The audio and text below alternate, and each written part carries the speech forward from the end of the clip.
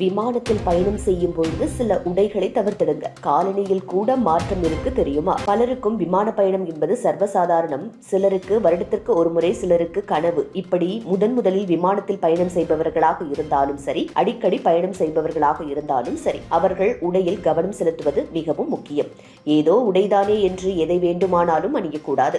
அதற்கென சில துணிகளால் செய்த உடைகள் இருக்கிறது. அதுபோல் உடைகளிலிருந்து காலணி வரை பயணம் செய்யும் நேரத்தில் சில விஷயங்களை கவனித்துக் கொண்டால் உங்கள் பயணம் சுகமாக இருக்கும். விமானத்தில் உள்ள குளிர்ந்த காற்றோட்டம் சில நேரங்களில் தோலுக்கு வறட்சியை ஏற்படுத்தும். அதிக நேரம் பயணிக்கும் போது கூட அதனால் தோல் இறுக்கமாகவும் குழப்பமூட்டக்கூடியதாகவும் மாறும். இதனால் இயற்கை இழைகளில் ஆன பருத்தி அல்லது மெரினோ கம்பளி போன்ற நெய்த துணிகளை தேர்ந்தெடுத்தால் அந்த வறட்சியை குறைத்து வைக்கும். இவை உங்கள் உடலை சுவாசிக்க செய்யும். காற்றோட்டம் நல்லபடியே நடக்கவும் வெப்பத்தை நிலைநிறுத்தவும் உதவலாம். பலர் விமானம் என்பது பாதுகாப்பானது, எனவே எந்தவித ஆடையையும் அணிந்தாலும் பரவாயில்லை என்ற எண்ணத்துடன் பயணிக்கிறார்கள். ஆனால் நிபுணர்களின் வார்த்தையில் இது ஒரு மிகப்பெரிய தவறு. ஏனென்றால் விமானத்தில் சகல நேரங்களிலும் சீரான சூழ்நிலை இருக்காது. அவசர நிலைகள் வந்தால் சில நொடிகளில் பாய்ந்து வெளியேற வேண்டிய நேரம் வரலாம். அப்பொழுது நீளமான இறுக்கமான பல கோட்டுகள் உள்ள ஜாக்கெட்டுகள் அல்லது பந்தலான ஷூட்டுகள் இருக்கும் போது ஓடவே முடியாமல் நிலைமை ஏற்படும். அதுபோன்று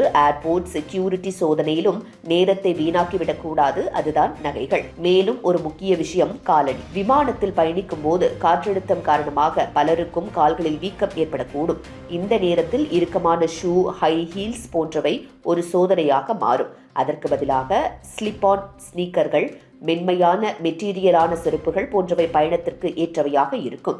எளிதில் கழிக்கவும் மீண்டும் அணியவும் வசதியாக இருக்கும். இரவில் பறக்கும் விமானங்களில் முக்கியமானது போர்வை. விமான ஊழியர்கள் தருகின்ற போர்வை போதுமானதாக இல்லாமல் இருக்கலாம். அப்படிப்பட்ட நேரத்தில் பெண்கள் எடுத்துச் செல்லும் ஒரு போர்வை, சால்வை அல்லது துப்பட்டா ஒரு மூன்றாம் பாதுகாப்பு அடுக்காக செயல்படும்.